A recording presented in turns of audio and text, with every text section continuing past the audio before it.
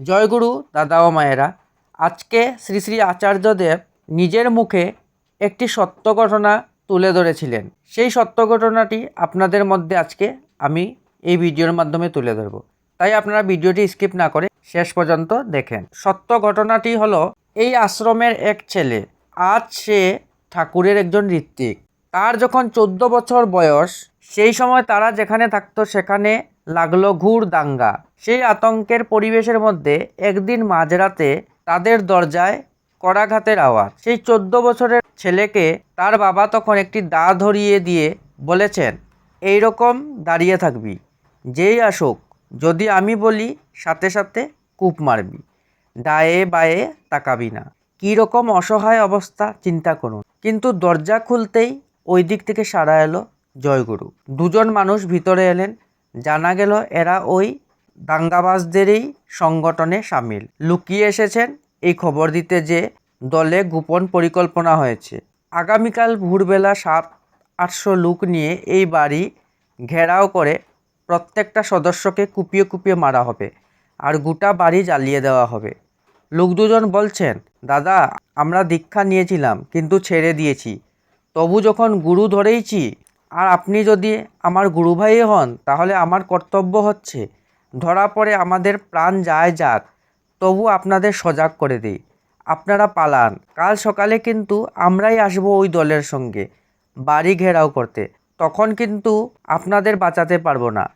পরদিন সকালবেলা সূর্যের আলো উঠতে পিলপিল করে বাড়ি ঘিরে ধরল মানুষ। আনাচে কানাচে সব জিনিসপত্র, পুরো পাড়া তছনছ করে ফেললো। তারা কাউকে পেল না, বেঁচে গেল পরিবারটা। ওই যে দুজন এসেছিলেন তারাও এইরকম বিচ্ছিন্ন দুই গুরু ভাই, কিন্তু বিচ্ছিন্ন হয়েও তাদের ভিতরে ঠাকুরের বীজ কোথাও রয়ে গিয়েছিল। এখন সেই বিচ্ছিন্ন বীজগুলিকেই একে একে সন্ধান করে একত্র করা আমাদের দায়িত্ব। সেই লক্ষ্যে হারানো গুরুভাইদের তালিকা প্রস্তুত করা হলো ফিলান্থ্রপিতে।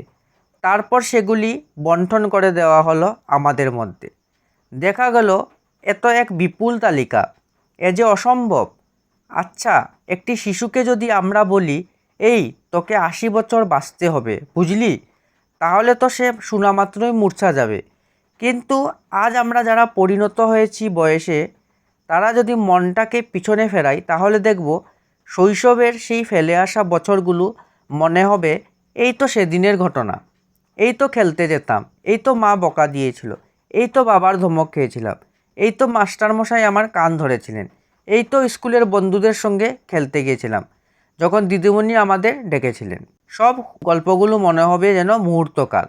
ফেলে আসা যুগ যুগান্তর বর্তমানে এসে দাঁড়িয়ে মুহূর্তকাল হয়ে যায়, আর সামনে যেটা থাকে তা ওই দিগন্তের মতো বিস্তৃত।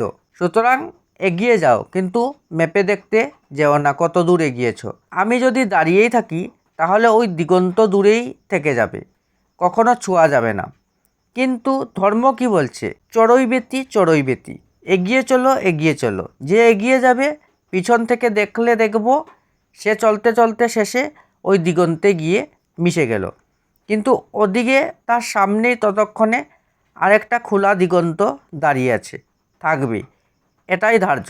আমরা পিছনে দাঁড়িয়ে অবাক হয়ে বলছি, সে আর লালন একখানে রয়, আর লালন সেখানে দাঁড়িয়ে বলছেন লক্ষ যোজন ফাঁক।